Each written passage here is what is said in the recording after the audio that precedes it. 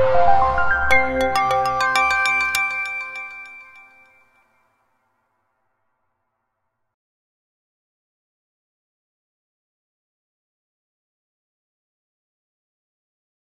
travaille sur les blocages cognitifs et managériaux dans les dynamiques industrielles, c'est-à-dire que j'essaie de comprendre et de modéliser pourquoi dans certaines situations, des industries sont plus ou moins innovantes et ont plus ou moins de croissance. Un exemple de ces secteurs industriels qui sont en panne d'innovation, l'industrie de l'aide à l'autonomie des personnes âgées, où alors qu'il y a une forte demande d'innovation, un certain nombre d'acteurs qui se mobilisent pour faire des propositions innovantes, les innovations qui arrivent sur le marché sont un petit peu décevantes.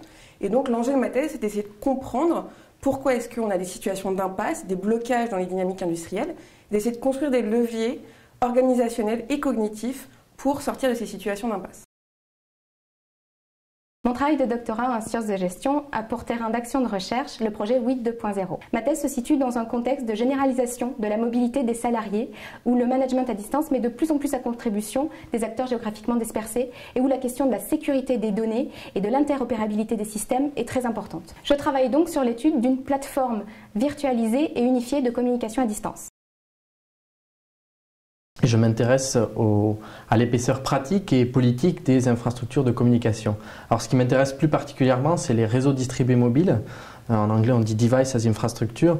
Et j'essaye de voir dans quelle mesure ce type de technologie redéfinit notre rapport au bien commun informationnel. En quoi ils sont des menaces ou en quoi ils peuvent être des évolutions et des formes de changement pour notre rapport aux médias et aux nouvelles technologies de l'information et de la communication en général.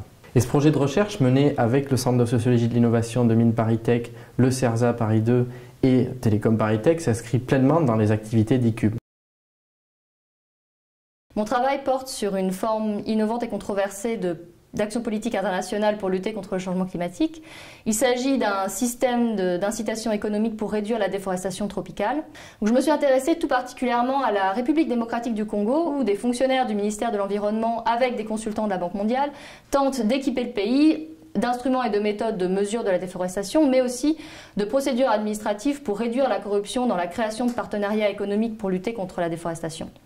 L'élaboration de ce type de procédure administrative soulève un certain nombre de questions sur qui décide quoi, est-ce que ce sont des consultants internationaux ou la RDC en tant qu'État-nation souverain, et la mise en évidence de ces discussions et controverses donne un aperçu critique sur ce que sont les relations Nord-Sud.